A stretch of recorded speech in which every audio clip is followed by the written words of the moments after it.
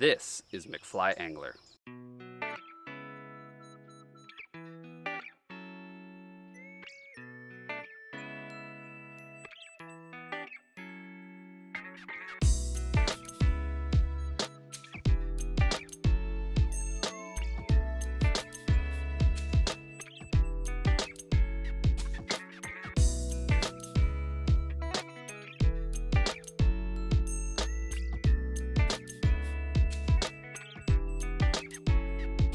Starts now.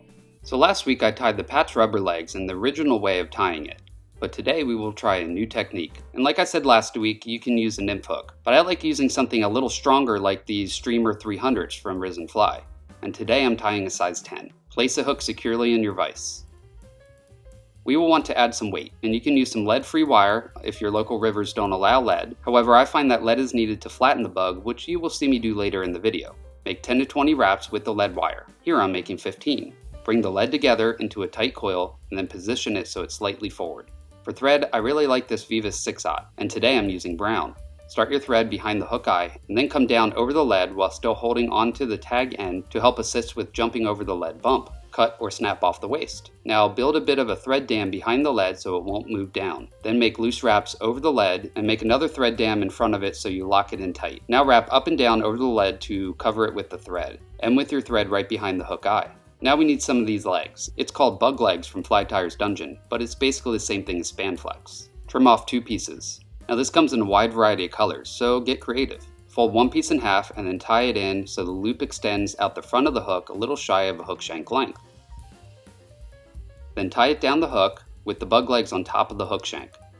Bring your thread up to behind the hook eye. So up until now we have done exactly the same thing as last week's fly. However, we will deviate a bit from that and use another technique in tying the legs. Let's go ahead and whip finish and cut off the thread. Cut off the excess so it's a little shy of a hook shank length.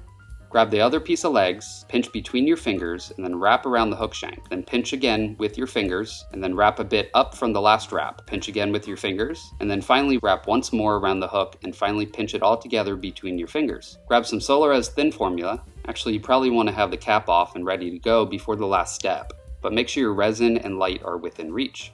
Place a drop of resin over the legs and ensure that each leg stay put. If they move like mine did here, then use a bodkin to move the legs into position before curing the resin.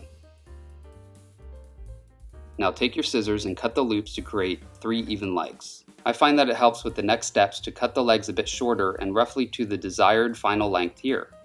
Now start your thread again behind the eye of the hook and snip off the waist. Then wrap down the hook until you reach the tail. Now we need some variegated chenille, and it comes in quite a few colors, more than I have here, but today I will be using this yellow-brown color. Cut off a piece about this long which should tie 3 to 4 of these flies. Tie this in at the rear of the fly, and then advance your thread up through the legs once again and end at the hook point. Now you could tie the chenille in before the second set of legs, but I find wrapping down and up through the legs helps really secure them, so it's up to you. Now start wrapping the chenille around the hook shank with touching wraps.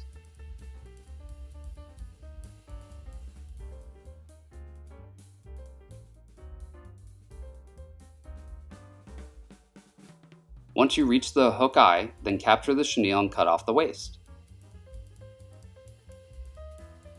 Now make a few wraps over the chenille and pull the legs rearward to make a few wraps in front of them as well. Now whip finish the fly right behind the hook eye and under the front legs. To secure this fly, I like using Solarez ultra thin resin. Paint a little on the whip finish and then cure it with your UV light, and it will keep the whip finish secure. You can now cut the legs to your desired length.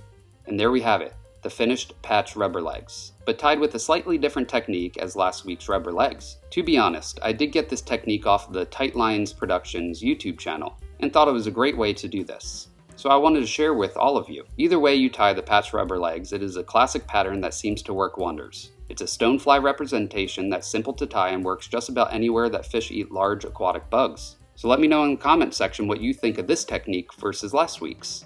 While not necessary, you can use some needle nose pliers to flatten the underwraps of lead and make the bug look a bit more natural.